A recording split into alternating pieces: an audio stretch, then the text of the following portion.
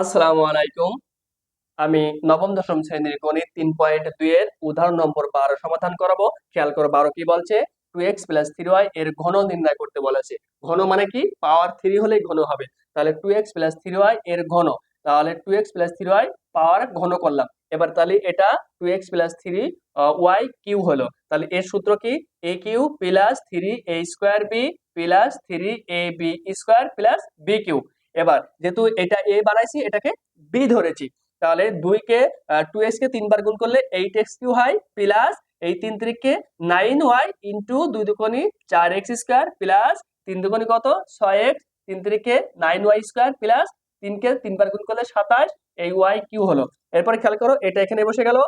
4 নং কত 36 এই x² এই y এখানে বসলো প্লাস 6 নং কত হয় 54 এই x এখানে বসলো এই y² এখানে বসলো প্লাস এই 27y কিউ এখানে বসলো। এটা হয়ে গেল অ্যানসার।